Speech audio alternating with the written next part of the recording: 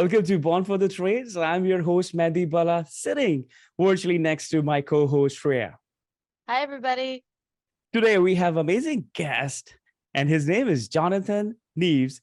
He's a proud father of two amazing little boys, Elijah and Josiah, and he is happily married to his wife, Devishia. Jonathan is the founder and CEO of Green Energy Mechanical Inc., a minority-owned plumbing, heating, and air conditioning company operating out of the greater Boston, Massachusetts area, and they are on pace for 10 million. His personal mission is to set a lasting legacy of serving others and positively impacting as many people as possible. Welcome, Jonathan, to our show. Thank you, guys. Yeah, it's been a pleasure. Join us as we dive deep into the world of home service entrepreneurship, interacting with industry leaders, coaches, and entrepreneurs about their experiences, challenges, and victories. Through their inspiring stories, we hope to equip our listeners with the tools and knowledge they need to succeed in the competitive home service industry. So whether you're a seasoned pro or just starting out, tune in to Born for the Trades podcast for invaluable insight and real-world inspiration. I'm actually a big fan. I've listened to a ton of them. I think my favorite was the Tommy Mello episode, with just like the amount of like gems and stuff. Tommy Mello, yes, that was, I think, one of our best. That was a really good one. Thank you. Jonathan, let's start with this. Like, where did you start your journey in the trades, and what were some of the challenges you have faced? Let's start with that. Yeah, so tell me, what's the first question? Where did you start your journey Okay. in the trades, and what were some of the challenges? Yes. Mm-hmm. Yeah, so I started in high school. So I went to Greater Lowell Tech. It's a technical school in Lowell, Massachusetts. So the area is really not good. Lowell's probably one of the lowest ranked school systems in Massachusetts. So it's a pretty bad area, bad school system. But thankfully for Lowell, I'm gonna take this off because I can't really hear what I'm saying.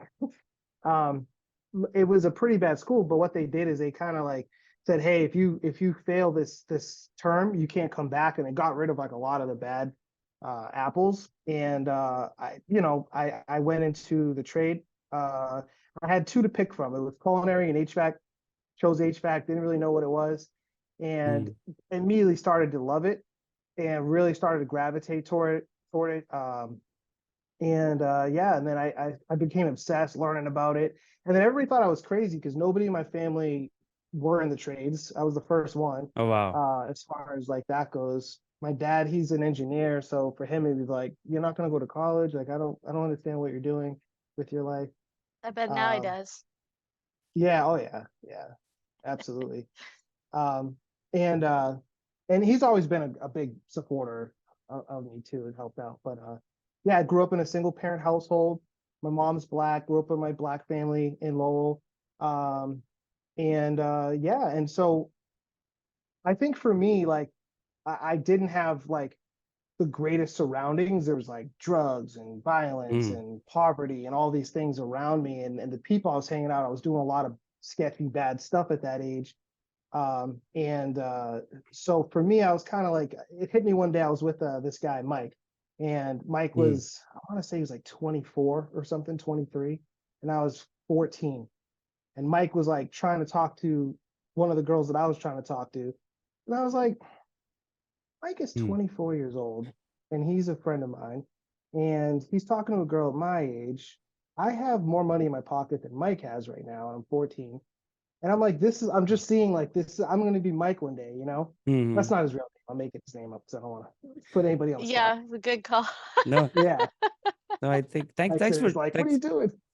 Yeah, I think it's a great story. And I think I wanted to ask, always wanted to ask this one, I think bring value to the trades and other minorities in the like country. Like, did you face challenges being Black men in the industry? Oh, big time. Yeah. You want to share like, maybe specific, like, few challenges that you face and how did you overcome? Oh yeah. I mean, when I started, that we're talking late 90s, early 2000s. It's funny because I'd go to a job interview at that time. And that's what I was getting ready to say too. HVAC really, I focused on it really was my vehicle out of all that. So now I'm in these interviews and there's like 4, 5, or 6, middle-aged white guys that are probably 40, 50 years old that are here. And then here I am, 17-year-old Black boy with like no experience. And so it was really difficult to get my foot in the door. Eventually I did, and I actually got a really good break for the first company I worked at that kind of set me up. Nice. And I was working, doing commercial work and driving. They gave me a van and everything, so I'm still in co-op, driving my truck to school and stuff. But once 2001 hit with the World Trade Center and like the economy crashed, I was still working every other week. So 1 week at school, 1 week at work, and I still had the van. So it didn't make any sense financially for the company. So they laid me off. Oh, When I came back to school, they hooked me up with another job right away. And that place I got a job right away, but that place was terrible. They're still in business today. I don't know how, I'm not going to name them, but it was just drugs and, I'm 17 driving guys because they have DUIs. The mm, racism I dealt with at that company was just wow. insane. Again, looking back as a grown man, I'd love to like I wouldn't let anybody talk to me like that today, or my So son or anything like you were that. the only one there, like, or did you have friends, like, with you there, or all it was like white people out there? There was How was two that? minorities. Too One much. was Okay. he's 6'7", so nobody was really saying too much to him. Of course, I'm not blessed with I'm definitely vertically challenged. So they were like, we'll pick on you. Oh my You should have God. teamed up together. Yeah, I know. So, based on, when you came to the trades, like at that time, at that company, around that time, and now, would you say that how different is the diversity? Has it changed a lot? Is it pretty much the same? What do you think? I think it's changed a lot. I do. I think and I'm so happy for that. I don't know around the whole country, but I know for where I'm at, the landscape's changed. And that's kind of the point of what I wanted to talk about today, anyways, because um, it's changed. I think it needs more change, though. I think it's just kind of changed naturally instead of like us really going after it and Right. really helping that. Because I've seen what it did for me. It really, I was just talking to a friend of mine from growing up about 3 months ago, and he just saw some stuff online and DM me. We were talking, catching up. He's like, "Bro, like we used to chill when we were young. Like you don't talk the same, you don't act the same, you don't dress the same. Like you're completely different." Like he's like, I'll be telling my wife, like, I was bad. Yo, Jay was really bad. And I'm like, it was HVAC. It literally saved my life. And so that's the message I want to really portray for other people because a lot of people don't even know about this trade. A lot of people don't even Right. know how much money you can make in this trade. Like it's like people that work for me, they make more money than I do in Right. my That's true. company.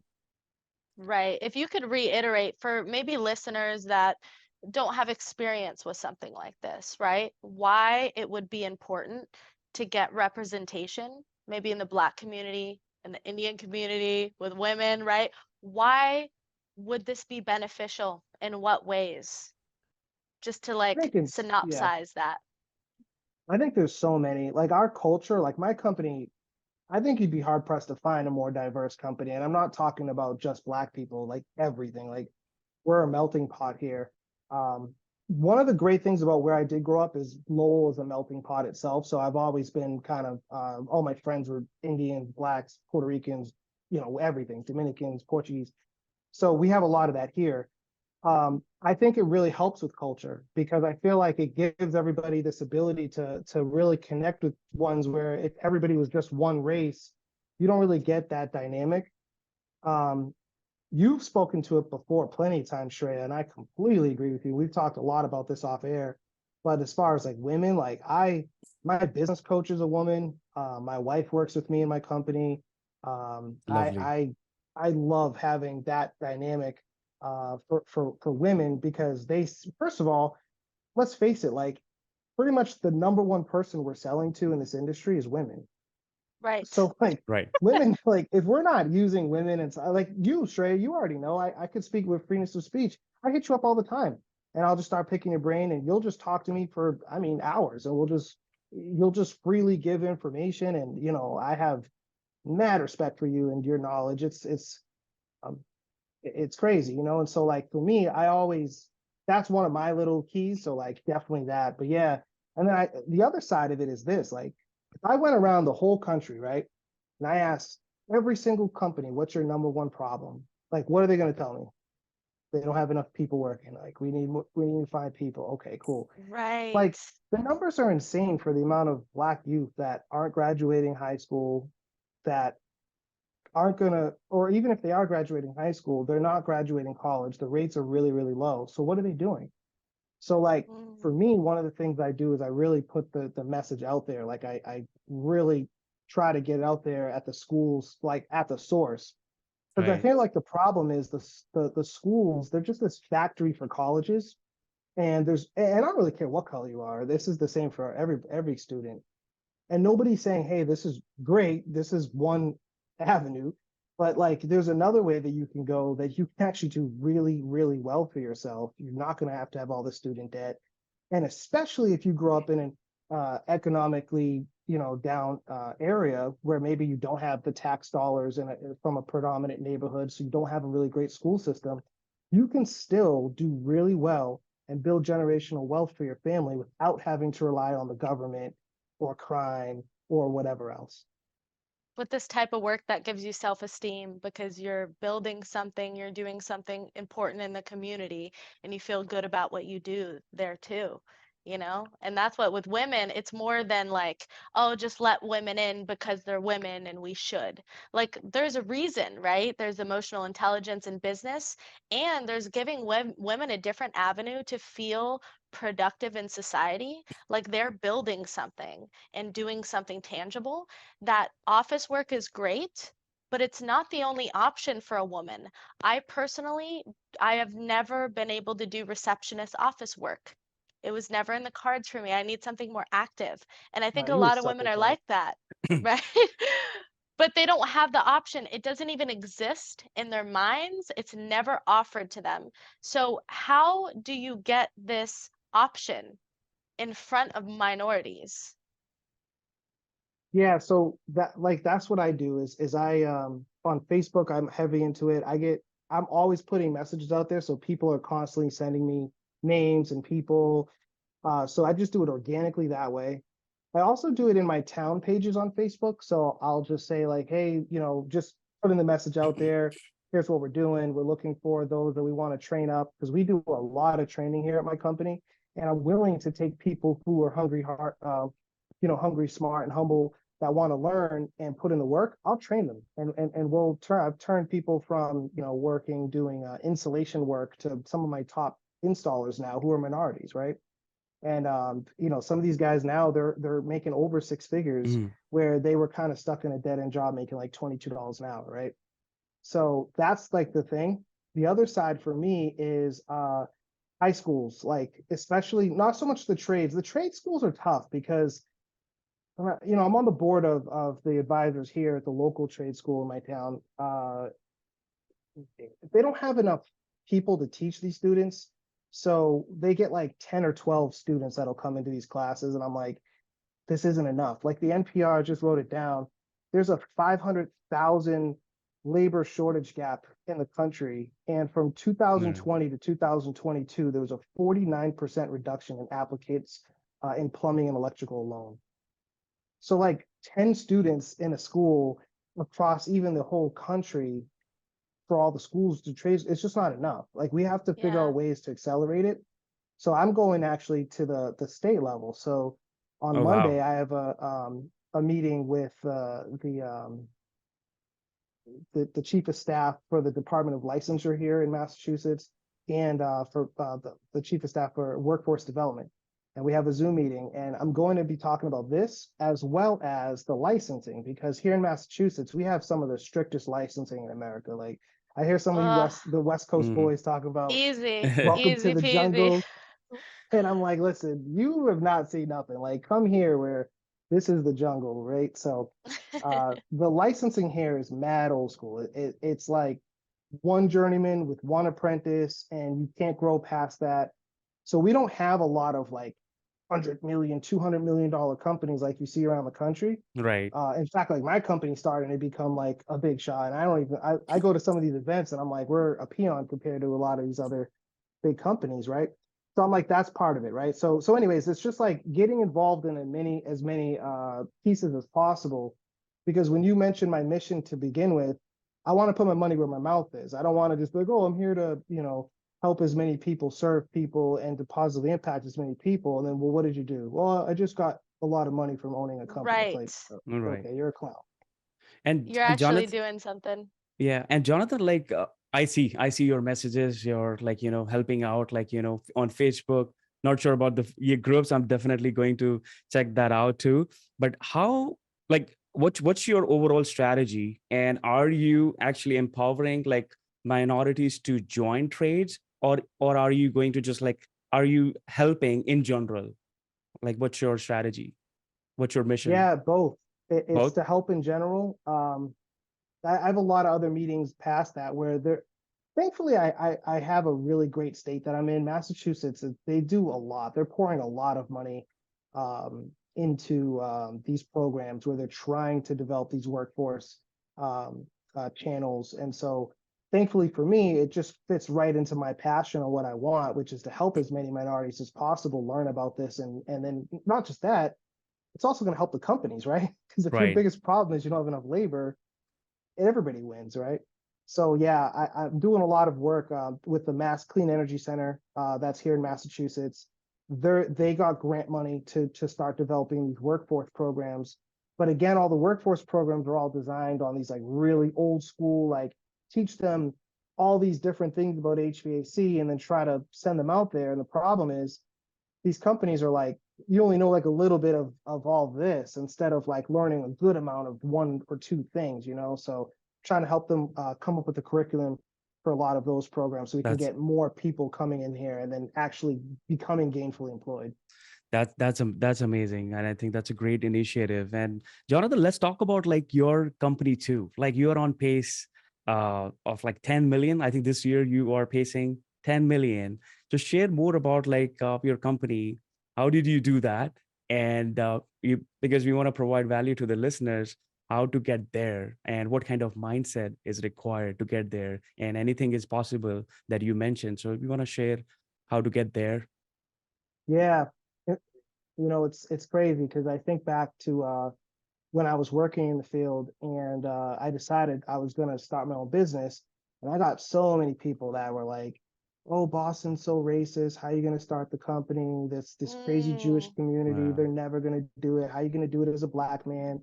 Um, I've had customers that were black that I would go to. And then, when I started my company, I was 27. So, I was, I had the problem that's plagued Shreya. She's like young and pretty. I was young and strappingly handsome. And that's right. It's um, so hard. so like, I'm That's like amazing young baby way to say. face, and these customers are like, you're like, do you have like better business referrals and this and that, insurance and all this stuff? And it's funny, and one of my friends here, Saeed, he's like a very successful African American real estate mogul here in Massachusetts now. He's been like a mentor to me, a bit older than me, but he was like, bro, let me ask you a question. He's like, what's your business card say? Jonathan Neves, owner. He's like, do me a favor, go to Vistaprint and just change your name to project manager and see what happens. Year I did it, we were like 400,000 a year before that, literally doubled my sales just by doing that Wow. one thing, Wow. So I feel like that really speaks a lot for itself. Obviously, and I feel like it's not just a color thing. I don't want to make it sound like that. I think it was the age and everything. Obviously, just starting off the business, I don't think the Right. color probably helped, but altogether it was that. But I think what that really shows is instead of looking at the obstacle and being a victim, it was like, okay, that's fine that this is this. How do I overcome that? And I feel like Right. that's one of the things that I really would love to get across is, without getting political, like politics gets really into like, oh, you're a minority, you're black, the world is against you. It's so hard to be this, to be that. You're not so hard to get above. Problem with those messages is it keeps you like this. It puts a limit on you, right? It's Yeah. like that lid with the fleas and they always jump and Right. then you took the lid off and they always just stayed that high. So like for me, I had to learn like how do I take this lid off and learn how to jump out of this container. And even when I started my business, I kept it small for a while because I still had this lid on. And I didn't really think like I thought owning $1 million company was like I made it, you know? Yeah. And I'm like, yeah, I got like 5 or 6 employees, I'm the man. And it wasn't until I started networking, started learning about other people, started getting a business coach. I joined Certain Path. It was Success Group International before that. Joined Certain Path, got the service MVP training. It wasn't until I did those things that I was like, wow, like my potential is so much greater. And I was able to overcome those. And so, like, that's the message I try to tell people. Like, because for instance, they'll look as a woman in this industry and go, oh, well, the industry is predominantly a man based industry. So let me go choose something else. And I want to Right. tell them, like, no, like, be a trailblazer. Like, that's what Yeah. I love about Shreya. Like, I feel like, personally, I feel like it's, again, just from knowing you as well. It's not just like seeing you online, like knowing you personally. Like, you're a freaking trailblazer. Like, and I'm always like, let's go. Like, I love it, you know, because that's There what you I'm go. looking at. Like, in like 10 years from now, 15 years from now, who's going to be able to come out and be like, yo, that's the person that inspired me to make this happen or to take that leap, you know? Right, Yeah. right. And I think there's a lot of commonalities and like a lot of our stories with being a minority, being a woman. It's like the balance between trying to warn people on realistic stuff that might happen to you, which happened to me in the trades. Like, you're gonna get kidnapped, it's unsafe, you can't go in people's houses, you can't do that job. Like, you're in danger by doing that job. Like, there's a difference between keeping people safe by warning them about stuff and Mhm. instilling fear and doubt in people to hinder them from an opportunity. And imagine if I didn't do it. Imagine if I just didn't do it because, I mean, it's always possible for me to get kidnapped. What a, honestly, that's the way I think.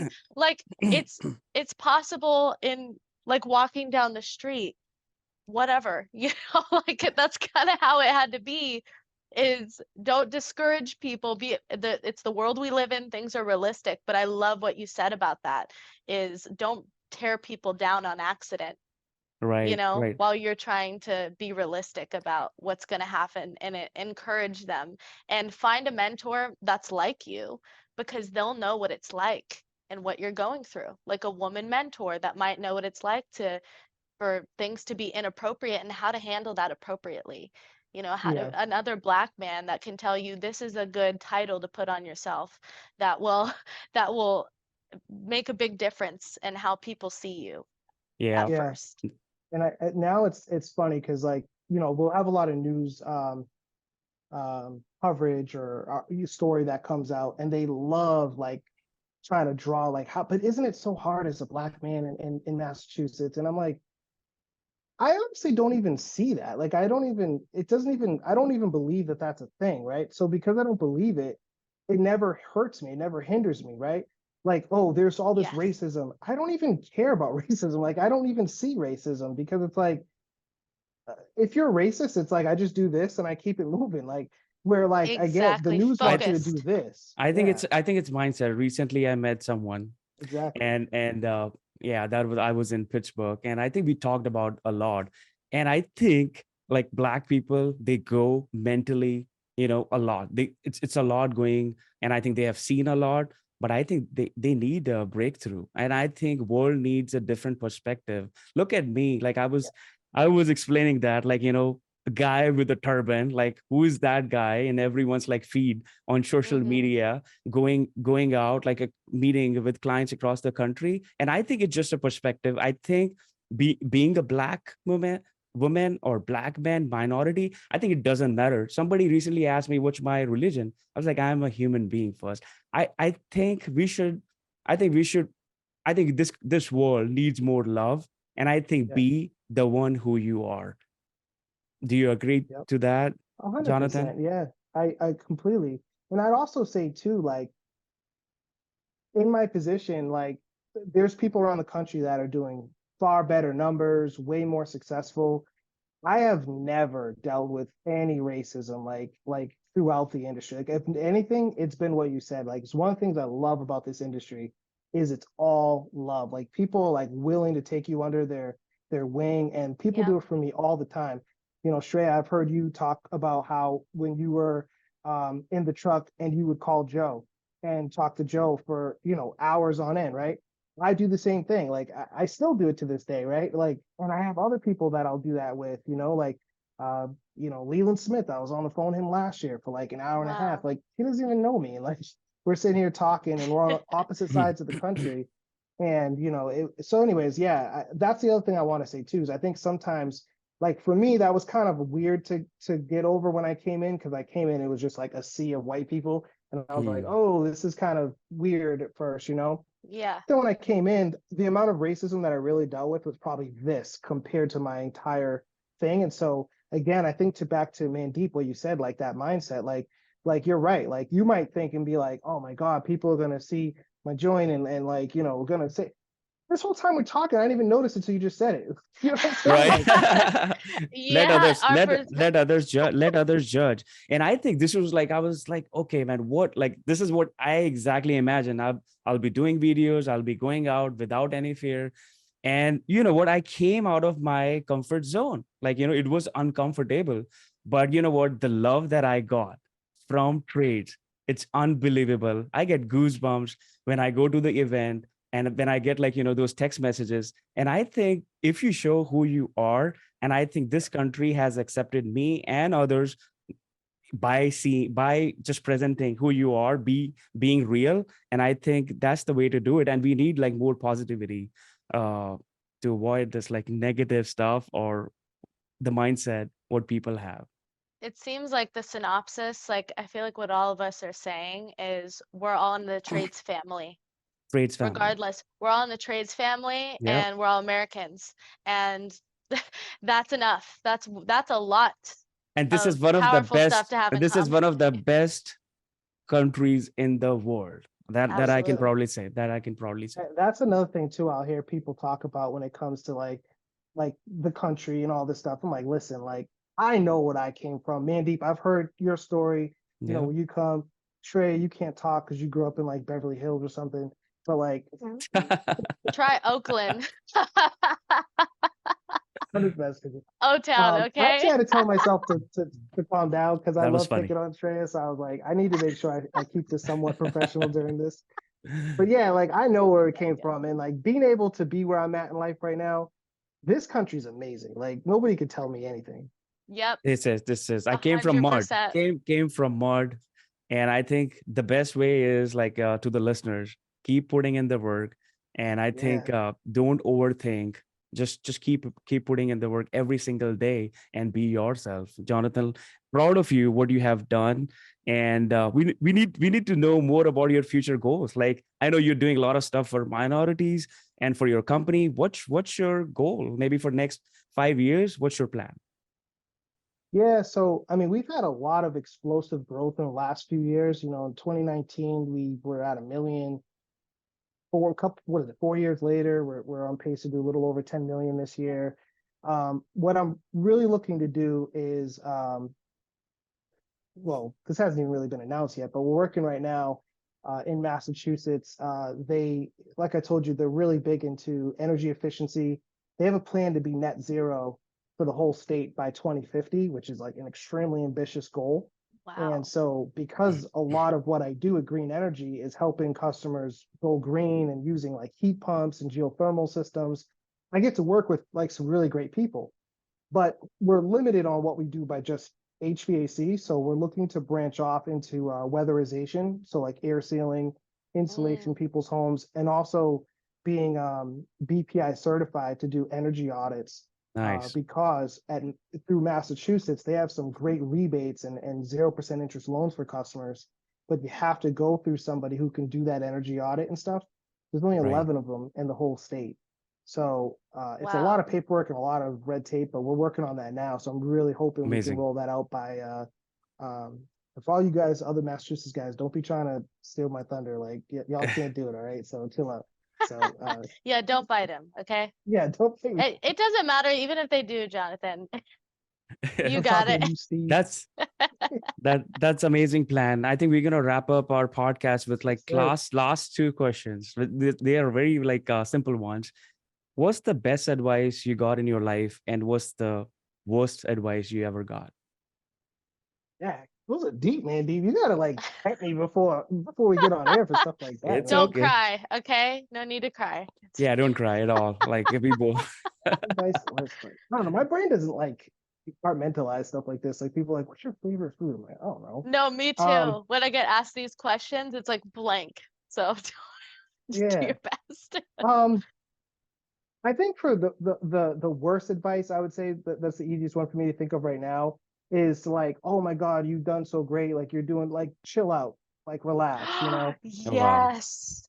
A Yeah, hundred like I percent. have a very like obsessive personality. And so like when I go at something, it kind of makes people a little bit uncomfortable. Like I get it from my Yeah. father. He's very Right. obsessive. And I personally feel like it's a gift and a curse, right? Because there's times where I'm up all night and I'm obsessing on stuff, but I'm so unbalanced with it that I feel like that's what becomes successful because I'll see a problem and I won't stop until the problem's fixed, right? There you go. You're So like right. telling Superpower. me like relax and chill, it's like the worst advice you can give me. Yep. The best advice, I just honestly like I would say is just like I said, for personal mentors I've spoken with is just um like there's no limit. Like, like Napoleon Hill was a think and grow rich, right? Yep. Right. If you can think it, you can achieve it. Like, and I feel like that's the mentality that's really helped me. It's like I think sometimes like before I would be like, oh, we're gonna probably get one more service tech this year or like one more install crew. And instead of being like, hey, let me think way bigger than where we're at now. Grant Cardone, like the 10x rule, right? Like if I 10x what my thinking is, then Right. even if I'm 5 or 6x, I'm gonna be here. Right. Yeah. By the way, I love that book. You have read that, right? 10x. Yeah, actually, so that what I'm gonna take that's the advice. So, Yeah. because I know you're trying to wrap it up. My boy Danny, he owns DPV Transportation out here in Massachusetts, and we were in a business class one year in 2017, and the whole class was there, and they were asking them about their goals. And at the time, like I said, we were I think just shy of 1 million. And I'm like, next year we're gonna do 1.3, you know, and everybody went around the room. And Danny at the time, he ran a company, and it was like 3 million. Oh, And I was wow. already like, yo, this dude's at 3 million. That's crazy. And dude, he's battling like Uber and Lyft and all these things, right? He got a lot of competition. So then it comes to him, and Danny's like, mad cool, calm, collected. He's like, yeah, we're gonna do 10 million in a couple of years. So everybody's like, you're not gonna do 10 million, like you're never gonna happen, blah blah blah. And so they were asking me, and I'm like, why not? Like he could do it. So he put me on. I didn't even know about Grant Cardone at the time, and he was like, I'm a big Grant Cardone fan, and 10x. And if I don't hit it, I'll come here. So he's like, my thing is always to like go big, like envision big. So I'll never forget. They built like they have an encore in Vegas. They built one in Boston a few years ago, and he landed the deal at the time. And so remember, it was 2017. So 3 years later, it's 2020 and Danny gets the contract for the Encore, and he grew his business from 3 million. Another minority business owner, from 3 million to like 10 point something at that time, and it just Beautiful. blew my mind because I Oh, was like, wow. yo, he like literally manifested that. And so Yeah. Because he that was concept has definite really about helped it. me. There's no Yeah, doubt. There's no doubt. So like, yeah, don't instill doubt in people, right? And then don't let doubt affect your dreams and goals and limit your mindset, sort of thing is what I got from that, which is like the you best said it better advice than in I the did. entire world. It's really all you need, actually, is Yeah. those two things. So beautiful. Race, color of the skin. I think nothing matters. I think it's all about mindset. I think Yep. it's amazing to see how you have done that, and you are an inspiration to the minorities. And Shreya, let's wrap up. What do you want to say to the listeners? I just want to say if maybe anyone wants to reach out to Jonathan, if you want to share what's the best way for them to contact you. I got the same number from high school. Never had any crazy girlfriends, so Crazy they can girlfriend. reach me. I never had to change my phone number. Who hasn't So had crazy girlfriends? Okay, go ahead. I have to. 978-943-2500. 13. Or they can email me at J, N as in Nathan, E as in Edward, V as in Victor, E as in Edward, S as in Sam, at greenenergymech.com. Mech like mechanical, MECH. Thank you. Thank you to the listeners. I hope you got a lot of value from this episode. Jonathan shared really, really good insights and how to take yourself to the next level, especially to the minorities. And if you Can I need say any, something real quick? please, please. I got to give y'all a shout out. Like, Mandeep, you just posted something like a week ago about the show being like the #1 downloaded or watched, or what was that? On Apple. On Apple, yes. #1 home Oh, service like, podcast on Apple.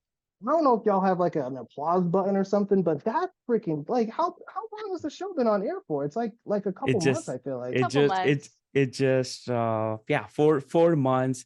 And I think I really want people, the goal is, I think we are ranking higher next to Tommy Mello, like god of trades, if we search for home service podcast. And the goal is not just our podcast comes up there, born for the trades, but you can see home service experts that Tommy Mello's and other podcasts are coming out there too. We're just getting started. So thank you for the love. That's what I'm saying. Like, we're just getting started. Yo, listen, I'm a fan. Keep crushing it, guys. Because like I said, I watch both of y'all all the time, seeing what you're doing. When I saw that, I was like, let's freaking go. So yeah, definitely shout out to y'all. Let's go. Thank you Warms so my much. heart. Thank you. And I want to add one more thing to the listeners. Please don't feel shy. If you are looking for sales coaching, reach out to Service MVP, Shreya, Uncle Joe. They are there. They're there to help you and take your business to the next level. And if you are looking for any help, like, why not reach out to me, reach out to my team at Grow Nearby. We are here to help you when it comes to digital marketing, websites marketing. Just reach out for help. And I think there are so many people out there to help you. I think we are shy to just say hi and for help. We are here. We are like trades family, and we have a lot to do together. Let's go.